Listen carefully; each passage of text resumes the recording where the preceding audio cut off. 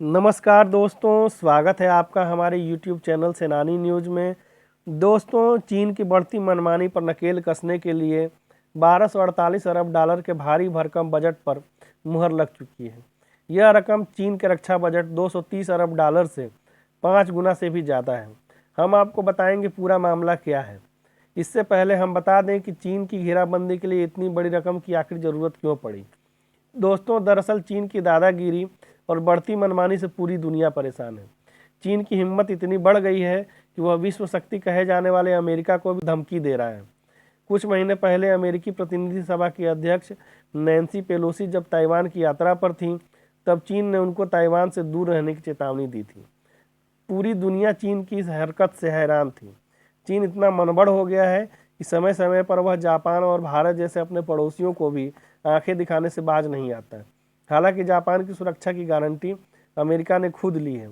इसके बावजूद यूक्रेन पर रूसी हमले के बाद से जापान भी अब अपनी सुरक्षा को लेकर चिंतित हो गया है, क्योंकि एक समय अमेरिका और खुद रूस ने परमाणु हथियार नष्ट करने के एवज में यूक्रेन की सुरक्षा करने की गारंटी दी थी। अब यूक्रेन का हश्र सबके सामने है। इसको देखते हुए जापान ने खुद भी अपनी सुरक्षा के लिए उपाय करने शुरू कर दिए हैं। तो आइए जानते हैं चीन की घेराबंदी के लिए 1248 अरब डॉलर की यह रकम कहां से आएगी। दरअसल चीन ने अगले वित्तीय वर्ष के लिए 230 अरब डॉलर का कुल सालाना रक्षा बजट तय किया है। यह पिछले साल से 7% ज़्यादा है। इसको देखते हुए वित्तीय वर्ष 2023-24 के लिए अमेरिका ने 858 अरब डॉलर के अपने रिकॉर्ड सैन्य बजट को मंजूरी दी है।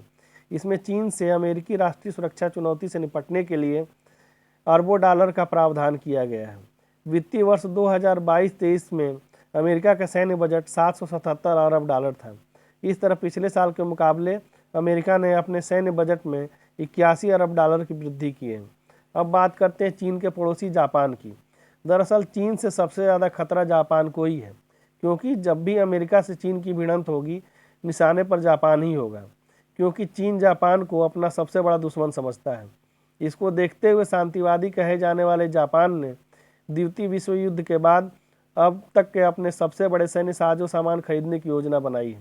जापान ने ऐलान किया है कि चीनी खतरे से निपटने के लिए वह 320 अरब डॉलर से मिसाइलें और हथियार खरीदेगा।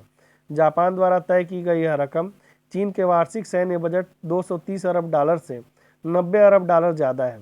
इस रकम पर मुहर लगाते हुए जापान के प्रधानमंत्री फूमियो किशिदा ने कहा है कि आज जापान और उसके लोग एक ऐसे ऐतिहासिक मोड़ पर खड़े हैं जहां विभिन्न सुरक्षा चुनौतियों का सामना करना पड़ रहा है। उन्होंने कहा कि उनकी सरकार चिंतित है कि रूस यूक्रेन की मिसाल देकर चीन को ताइवान पर आक्रमण करने के लिए प्रोत्साहित कर रहा है।